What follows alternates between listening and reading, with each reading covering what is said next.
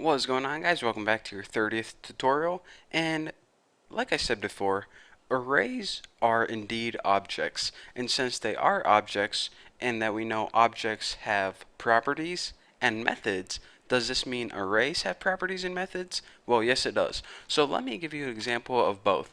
The first thing we need to do is obviously create an array. So let's go ahead and create an array called dudes, and we'll just set this equal to new array, and we'll make this the easy way.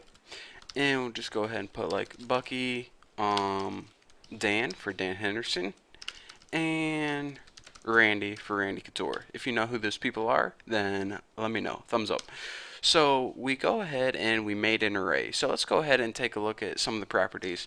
There are several built-in properties, but probably the most common property that you're going to use when working with array is the length. Now the length property is just a number telling you how many items are in your array. So document write, of course, put the name of your array, which is dudes, and in order to access the property, just like anything else when working with objects, use the dot separator and the name of the property, which is length. Now, if you want to take a look at all the properties, then there's probably a website you can go to, but like I said, the length one it's basically the only one I ever use when programming, and it's the one that you're going to use most commonly.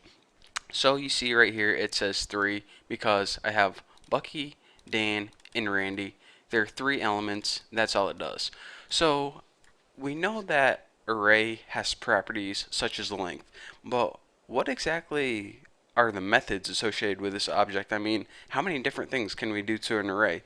Well, in order to use some of the methods, you typically need another array, and that is because a lot of the methods deal with either combining the arrays or adding one array to another one or sorting through an array. So let's go ahead and create another array right now so we can go ahead and take a look at an example. So we already have a array called dudes. Let's go ahead and make another array called chicks and set equal to new, easy caps lock, new array, and set this equal to 3 girl names.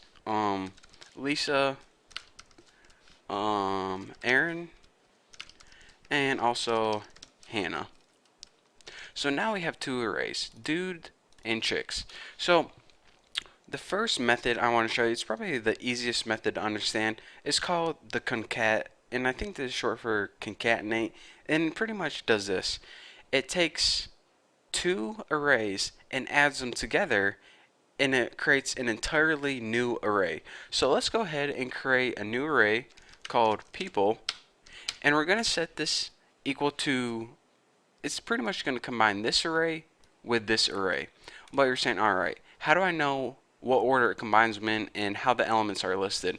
Well, it's going to take one array and stick it on the end of another array. So what array do you want to be at the beginning? So I want dudes to be at the beginning, and in order to use this method, again, use the dot separator, which is concat, and as your parameter, you list what array do you want to stick on the end of this, and I want chicks to be on the end of this. So what this is going to do is it's going to take the dudes array and stick chicks on the end of it. So now we have a new array called people with 6 different elements in it: Bucky, Dan, Randy, Lisa, Aaron, Hannah. That's our brand new array stored in people.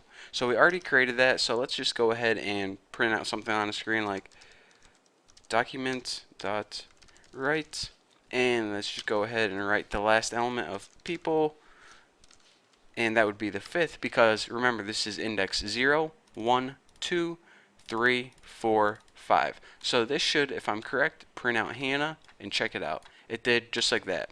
So now you're saying, alright, I get the idea of concat, but what if I wanted this array first and this one second? Well, all you'd have to do is take that chicks and add dude to the end of it, or dudes, excuse me, and now Randy would be the last element. So let's go ahead and refresh and check it out, Randy. So that's an example of one method that we can use when we take a look at arrays. So now I just wanted to stress in this tutorial that arrays are indeed objects, and every object has properties such as the length, and it also has methods that you can use. And we took a look at one method, which is concat, and all concat does is it takes 2 arrays, sticks them together, and puts it into a brand new array.